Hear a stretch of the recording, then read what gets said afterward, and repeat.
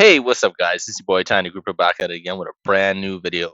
Today, we're going to be looking at all characters in Marvel Rivals and just reworking them or buffing or nerfing every character in this game.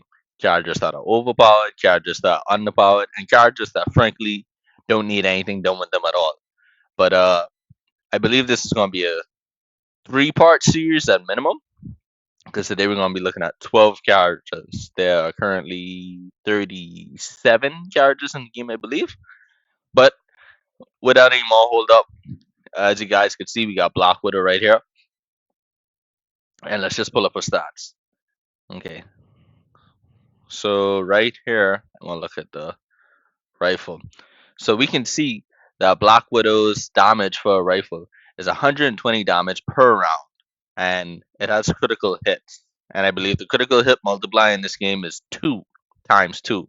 So if you get a headshot, it's 240, leaving her just 10 points shy of the 250 required to one-shot headshot a character in the game. Now, you have a character like Hawkeye who is capable of one-shot headshotting characters, but the girl with the sniper rifle simply cannot. And I don't feel like that's quite fair, and that's why I put Black Widow in detail in my last tier list video. Okay, so instead of buffing this from 120 to 125, what I want to do here is make headshots on Black Widow count for 300 points instead of 240. Now, you guys may be saying, why do 300 instead of 250? Because 250 could one-shot squishies. I want to go with 300 because there are some squishies, air quote, in the game that has a little bit more than 250 health. Like the Punisher, he has 275. Bucky has 275. Um, Iron Fist now has 300. Mr. Fantastic has 300. Luna Snow has 275. You know, so I want to let her just be able to headshot all those characters there. And to as a trade off, what we could do is instead of 150 damage for the body shots, the sniper rifle just does 100 damage if it is not a headshot. So overall, we're nerfing the damage of a sniper, but we're now allowing her to get headshots. And I feel like that's a fair trade there. What we also could do is just increase things like the reload time or the fire rate. Like, for example, I think we got it right here. Yes. So the fire rate is like 0.83 seconds per round. We could bring it up to a full second, or something along those lines there. What else could we do for Black Widow? I feel like we could also add like a ADS idle sway due to the fact that she now could headshot. So we gotta make that a little bit harder because the aim on her scope is pretty steady. So we could do that. And what I now want to do is take a look at her ult. Where is it? Electroplasma explosion. So this ult, as we all, well, not as we all know, because so little people play Black Widow, you probably never notice her ult unless you play the game quite frequently, right? Let's take a look here. The explosion range is 5.6 to 8 meters. Explosion damage 100 to 120 to 170 maximum damage, and the plasma globules anywhere from 7 to 20. So the plasma globules are basically the little puddles that affect the slow that give you the slowdown speed. As you can see here, it makes you 55% slower.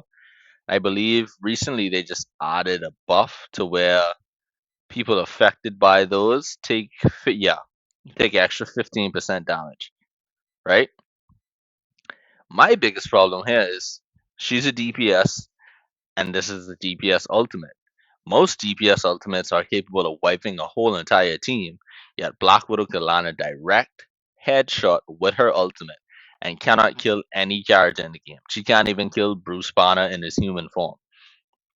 So what we're gonna do is we're gonna say from the chest up, I feel like we should make this ultimate a one-shot kill, right? And taking a little note from a next shoot in the game, Bucky, I feel like whenever Black Widow secures a kill, she then gets the ultimate back. So she can shoot that ultimate again.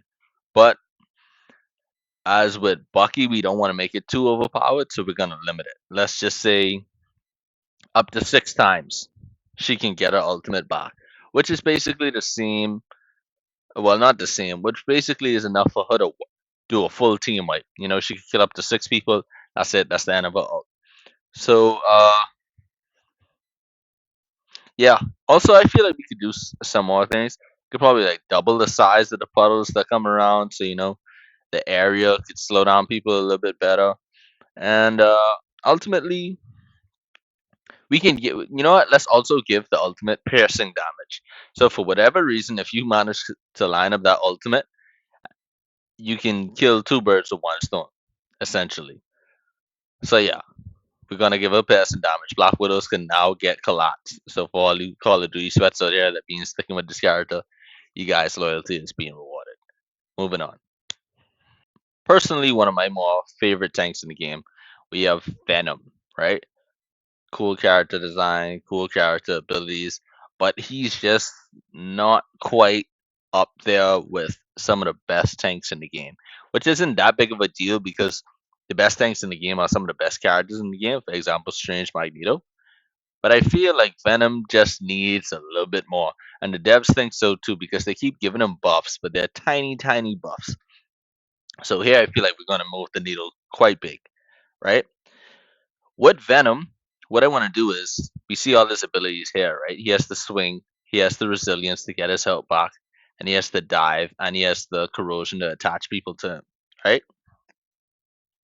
What I want to do is give him a new ability, and with this ability, I want to give him the same thing Mr. Fantastic has. Well, kind of like the same thing Mr. Fantastic has.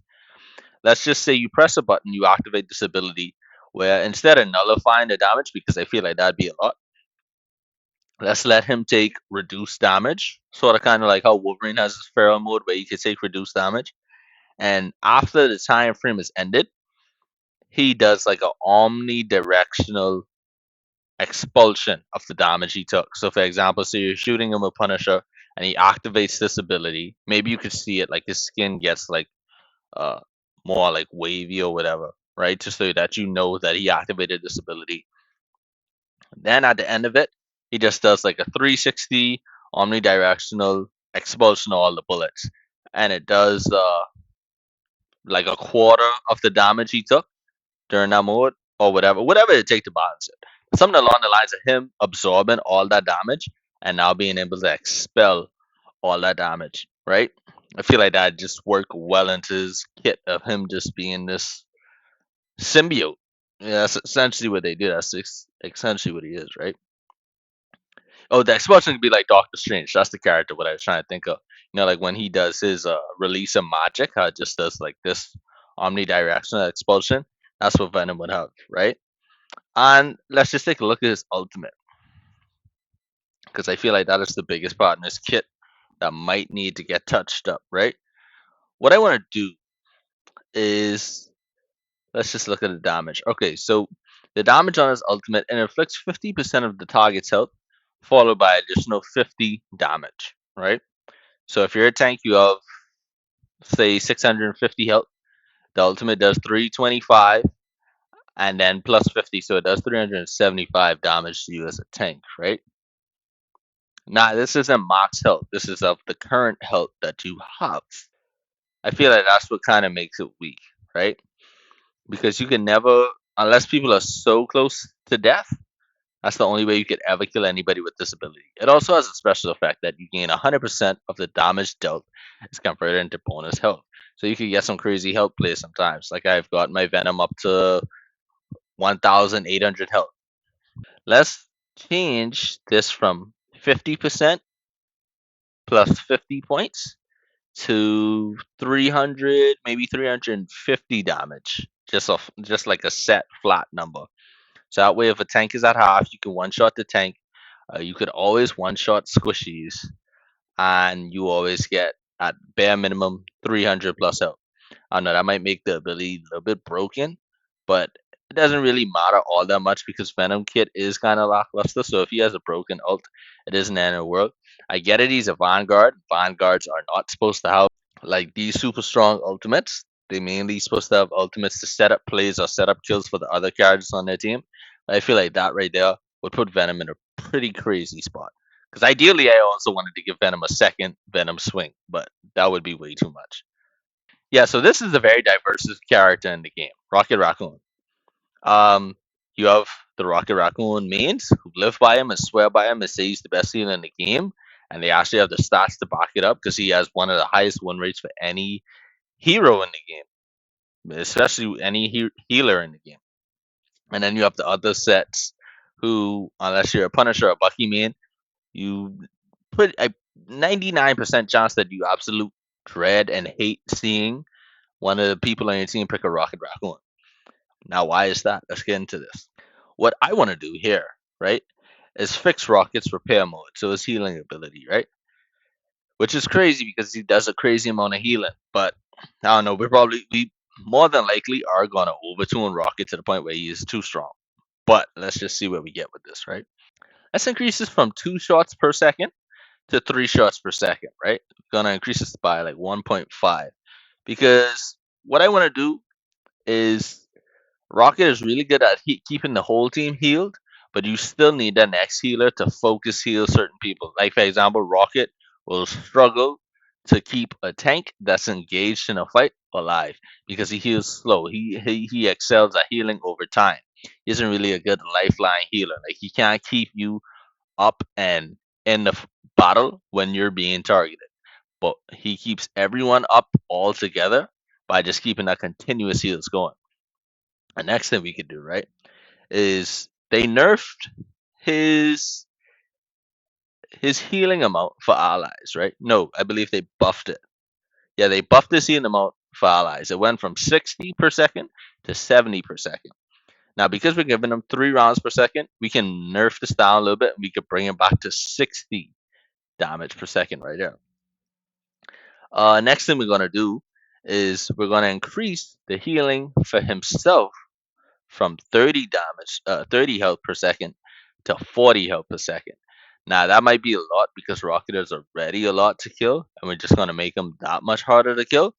But hey, if we're buffing every character in this video for the most part, if everybody's broken, nobody's broken. Now, next thing, the real reason why a lot of people don't like Rocket is because of his ultimate, the CY8, right? The Cosmic Yawn Amplifier. It essentially just gives a damage boost to his allies, 40% damage boost. Now, you guys may be saying that is a lot, you know. When you pair it up with certain abilities, you could kill people through Luna's ult, this, that, and the next. The problem is, Rocket is a healer. And as we see with all the defensive ults in the game, when you have a character who's a healer and the only thing they give you is a damage boost, that's when people start to look at him and go, maybe you should pick a different healer. Now, next thing that I don't see a lot of people talking about, which I feel like is a huge problem in this game, is the damage boost of 40%. Let's look at the duration. It lasts 12 seconds, right? Another character in this game has an ult that lasts 12 seconds. That is Luna Snow.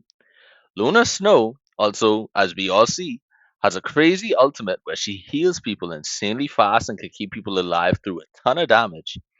Her purple mode, where she buffs the teammates' damage, is the exact same as Rocket's Raccoon. 40%. Luna Snow gives her team a 40% damage boost, and her own is mobile, where Rocket's isn't. So Rocket gives you a stationary damage boost that Luna Snow could get you whilst moving, whilst keeping the team alive. You kind of start to see why this ultimate is, in my opinion, one of the worst ultimates in the game, right? So it doesn't move. It only does half of what Luna Snow Ultimate does, and that's not even the best part of Luna Snow Ultimate, and it lasts just as long. What I think we could do here for Rocket's ult is we don't want to overtune it and just make it like the same as Luna one because Luna one kind of has to get nerfed, but we'll get to that when we get to her rework video. What I think we should do is let his ultimate shoot out the repair mode orbs, right? So it's not gonna be crazy healing, but it's gonna be a decent amount of healing over time.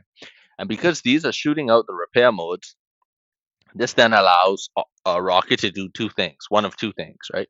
He can also shoot out his repair modes whilst this is shooting these out, so he gets double healing. So during his ult, it's kind of like you have two rockets on your team doing healing, right? So you could do a lot more healing to keep the team up. Or he can now have access to his minigun and begin to utilize the hidden damage he has and become that tank shredder that he was always meant to be, because the CYA is now doing the healing for him. He can now focus on damage for that brief 12 seconds. Or he could just, if he wants, he could continue to heal. It's two ways to play it. I feel like once you make these two decisions, obviously his win rate is probably going to go through the roof and he might become too good of a hero. But hey, I feel like my boy Rocket needs it because I don't know why his stats are that good, but I personally don't think he's that good of a healer. Now, a character that is considered by many to be a laughing stock in this game, the Scarlet Witch. I'm one of the few characters that, I mean, not the few characters, I'm one of the few people that actually says that this character is, at the very least, decent. I think that she might low-key be good. Obviously, she still needs more buffs, though, and that's the problem. Now, recently, we've seen that she got a buff with a reality erasure ability because it now gives herself a bonus 100 health. I mean, since the update, I've been playing with her and she still kind of get killed a decent bit. I mean, she's able to get it off a lot more consistently, or well, not a lot more consistently. She's able to get it off more consistently, obviously, because she has more health. But it still is kind of lackluster. But we're jumping the gun here. Let's focus on these things first, right? Same with Venom. I feel like we can give Scarlet Witch a new ability, right? What I want to do is give her a ability that lets her do a 20% damage boost to herself. So we see, like, for example, Cloak and Dagger, they own was 20%, but now went up to 28% damage boost. So we're gonna give her I don't know if it's gonna be a passive ability or just like a mode that she can, yeah, let's say a mode that she activates, right? Where she just infuse herself and her allies with the Dark Hold. And she herself now does a 20% damage boost. So it's kind of like the Cloak and Dagger blind before the buff, but it's not with the blind, it's just the damage boost that she gets. And nearby allies, kind of like with Storm, she gives them a 10% boost. So she's actually going to be a little bit more of a playmaker. So she can give her teammates a 10% boost and she gives herself a 20% boost. So that helps a lot with her chaos control, allows her to actually be decent when it comes to siphoning abilities, or even strong. Because it's not going to be like a full on just buff to her kit. It's an ability that she has to activate. I don't know exactly what kind of cooldowns they're going to put on that to balance that. But for example, this may even be better than Cloak and Dagger or worse, because the key difference here is going to be with Cloak and Dagger, when they hit their character with the Terra Cape, the damage buff is only for attacking that character.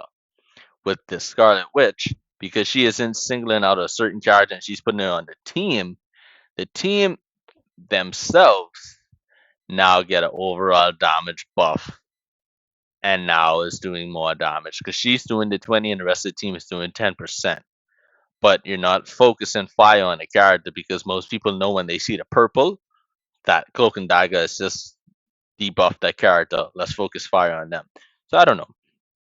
All in all, I feel like that'll probably make a pretty deadly combination with Storm, and that would rise a character that is already kind of a sleeper character, maybe into the top tiers, not the top tiers, but on the upper end.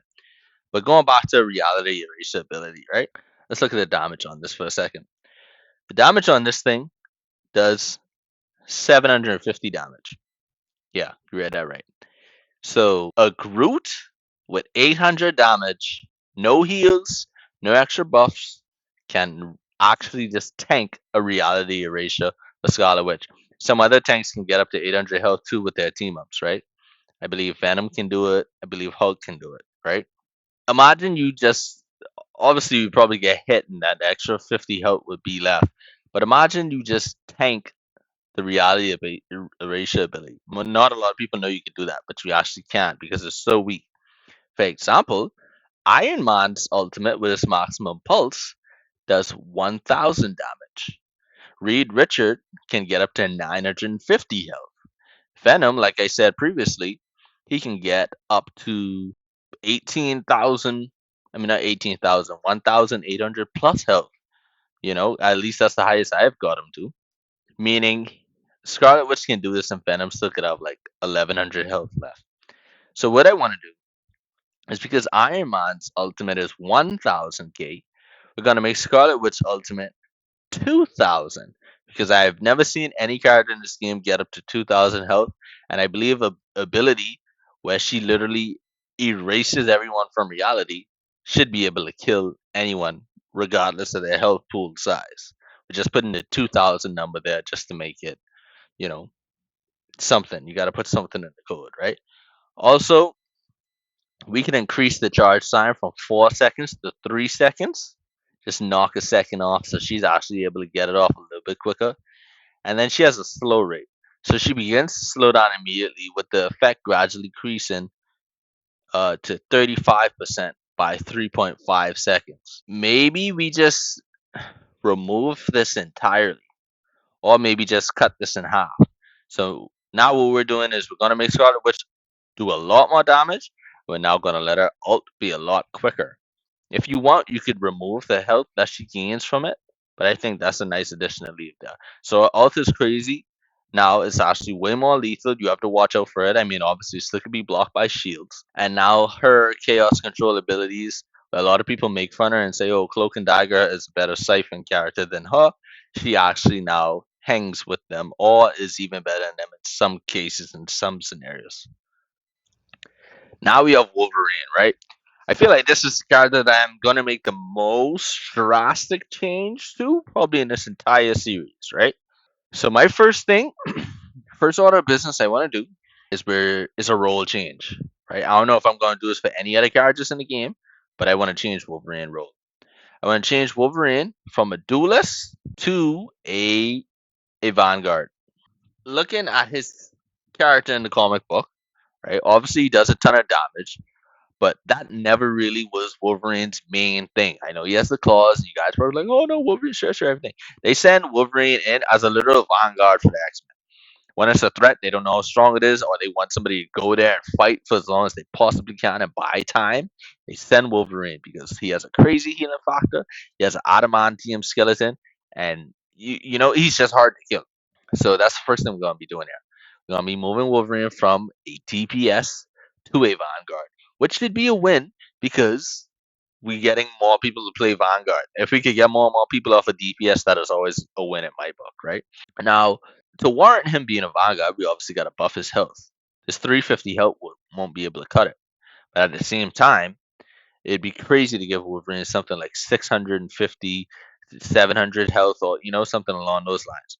So what I want to do, I want to give him something just shy of 500. I feel like 450 may still be a little bit for Vanguard. So what I'm gonna do is give Wolverine 475 health. Now you guys may be saying, "Bro, that's a ton of health to give to Wolverine because he has this regenerative healing factor." That kind of gives him, as we can see here, what's this? 150 is 300 health, right? So essentially, he is already kind of doing the role of Vanguard because he has 500 to 600 health, 650 health, 500 to 650 health is essentially how much health Wolverine has. So what I'm gonna do is completely just get rid of this regenerative healing factor that he has and give Wolverine a total of 475 health. Looking at it now, considering that he always kind of had 500 to 650 health, we're just gonna give Wolverine 500 health, get rid of the regenerative healing factor. Now you guys may be saying, "That bro, that's a lot. That's a pretty big nerf." Stay with me now. His damage with his Savage Claws does 15 damage per strike, and it deals 1.5% of the target's max health. Right, and then obviously we have the Rage Amplifier, but we're not really worrying about that. So what I am going to do here is scale back Wolverine's damage from 15 damage per strike to 10 damage per strike and only 1% of the target's damage HP, which I don't know. That's a pretty big damage reduction in my opinion. But we're giving him 500 health, so I feel like this will warrant it. Now you guys might be saying, bro, he's nerfing Wolverine into the ground. This is the kicker. We're gonna give Wolverine a new passive. So instead of this bum regenerative healing factor, he's gonna have a life leech, right? So Wolverine will then convert 50% of his damage dealt back into his health. So that's where you see why we give him a larger health pool and we nerf his damage. Because now what we're gonna do is we're gonna give him a bigger health pool and we're giving him life lead. So every damage he's done, when he's shredding that tank, he's putting that right back into his health. Meaning Wolverine will be harder to kill. So he's actually going to be able to do his job a lot better at being a anti-tank, even though he himself is now a tank. So he goes in, he does a ton of damage on the tank, and he helps sustain himself, keep himself alive. Because when you dive in, a lot of times you find yourself out of position to do the leap. So that helps him stay alive and be able to do that a lot better. A next thing that we could do is to go along with the healing factor. Let's give him something cheeky. Let's say that he can respawn 33% faster than most heroes, than all other heroes. To like kind of play on the fact that he could regenerate himself from some crazy things that we've seen in the comic book. So I feel like that right there is a fun change to Wolverine that may make him even better. It might make him worse, but it's definitely gonna make him better. He's a Vanguard. He has life leech. He responds quicker. I feel like that's a great change to Wolverine in my opinion. I'd actually want to see this one pan out more than all the other ones that I've spoke on before. Last but not least, Invisible Woman. I know initially, if my initial thoughts on Invisible Woman was that she was a good character, but not that good of a healer. She is surprisingly a good healer. I wouldn't call her really like the best healer, but she is pretty good, pretty decent, pretty good, right? What I would say what we could do for her is with her odd projection. Let's just see if we have the numbers here. Bing, there we go.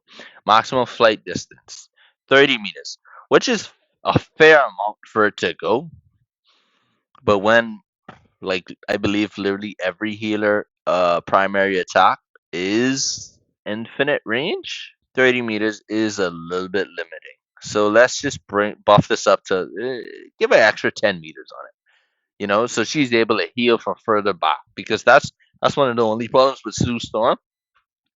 She has to be in the fight. Like she has to be standing right behind the tank for her to be able to really get the most out of a healing, which then kind of leaves her other teammates stranded because she's kind of like focus healing the tank.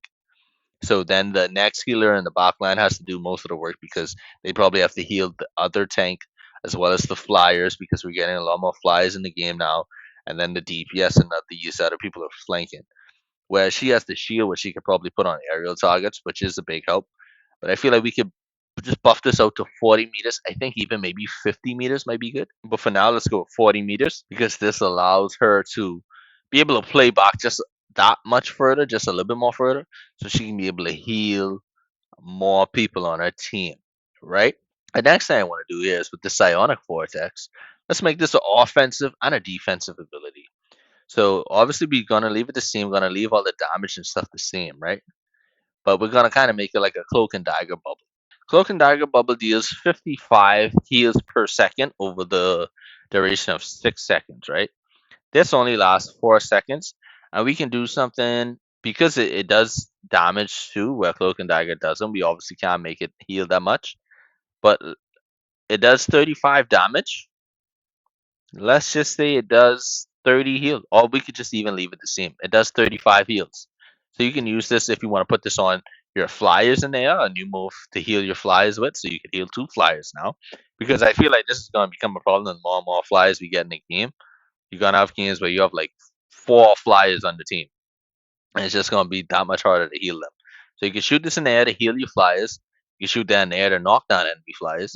You can shoot this on the enemy tanks or your enemy backline to damage them. Or you can shoot this on your front tanks or your backline to heal them. So we're going to just make Invisible Woman a crazy versatile character, right? this definitely is. If she isn't S tier now, she definitely will be S tier after this, right? And because I'm buffing her all projection from 30 meters to 40 meters, what we also could do is let it go from 40 HP per hit to 35 HP per hit.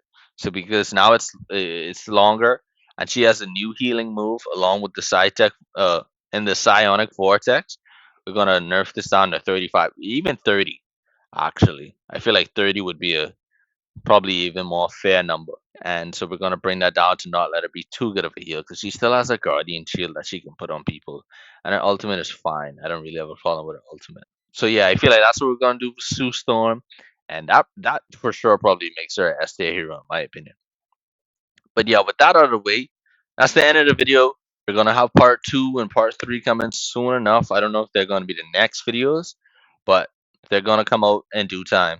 If you guys like this video, be sure to like, comment, and subscribe. Check out the other videos on my channel. We have a lot more. And with that out of the way, see you guys next time.